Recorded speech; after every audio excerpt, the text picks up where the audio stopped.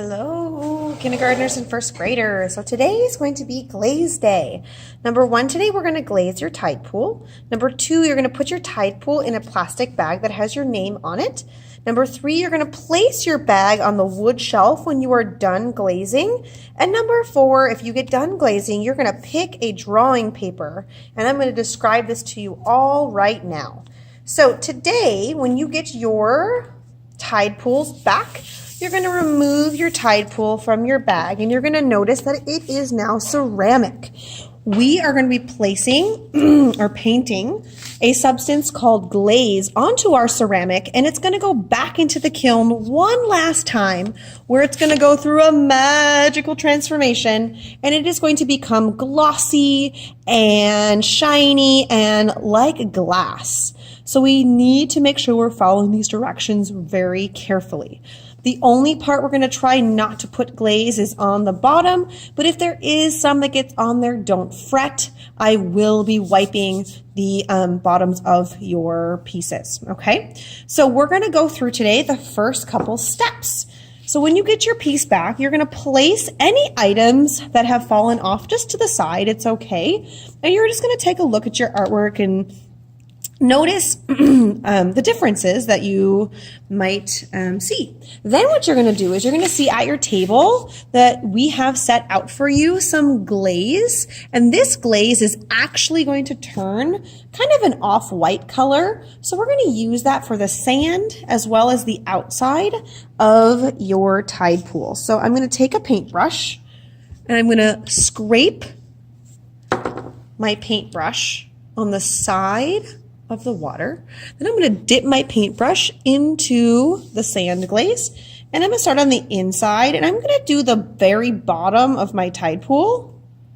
And if there are any critters or shells in there, I'm not going to glaze those quite yet. I'm then going to leave the sides up here for the next glaze that we are going to pass out to you, but it's not at your table yet. So then I'm going to take the sand glaze and I'm going to go ahead and go around the outside of my bowl, or of my tide pool, I should say. Dipping when I need to and just kind of going all the way around. Oops, I got some on the bottom. That's okay, keep going.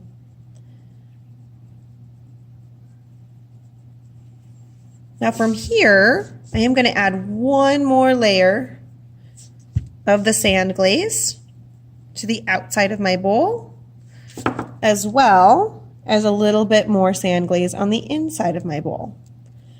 Now, I will notice that at your table, or you will notice, I should say, that there's also going to be a tray given to your table that has 3 color glazes: red, blue, and yellow. And these glazes are going to turn out shiny once they come out of the kiln, but right now they're in their glaze form, so they're not going to be shiny yet. So I'm going to rinse my brush really good, make sure I scrape off the sides, and then I'm going to start choosing colors for my tide pool. So I'm going to choose some blue because I kind of want it to look like there might be some water in my tide pool. And I'm just putting some of the glaze onto my tide pool.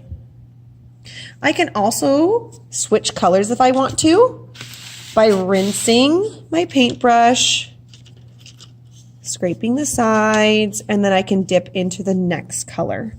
So maybe I want a little bit of yellow. Because I also know that blue and yellow, when they mix, they make what? Yep, they make green. We were just doing this in our last unit, mixing these sort of colors. So I'm going to leave that because in the kiln, they're going to turn possibly a green color.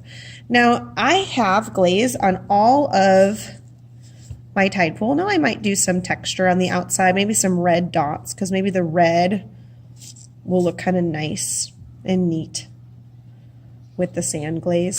Whoop, dropped it. Okay. Now let's talk about these little critters here. Okay, so if you have critters that are attached to your tide pool, great. If you don't, you're going to add glaze to both the top and the bottom of your shells or your crabs or whatever it is that you are going to be using glaze for, the front and the back. Let it dry. Add at least 2 layers of glaze. So this is dry, so maybe I'm going to add a little bit of blue, because blue and red I know will make purple. So I'm hoping that I will have a purple shell. That could be really cool. And then what I'm going to do is I'm just going to set this inside of my bowl. It's not going to stick until it gets put back in the kiln, but I can set it down in here, and there I have my Tide Pool. So from here, I'm going to put my Tide Pool into the bag that is labeled with my name on it. I'm going to put it in the bag, and I'm going to walk it back over to the counter and put it on the wood boards. And I can then grab a drawing paper. So pick a drawing paper. And the choices that I have are, you are a scuba diver and you have just made the most exciting underwater discovery. What have you found? And you can fill that in with pencil. Or scientists have just found a new species of fish, but they haven't named it yet. What do you think it looks like and what would you call it? And you're going to place it in there. At the end of the day, you can take that home with you. Please have a 5-star day.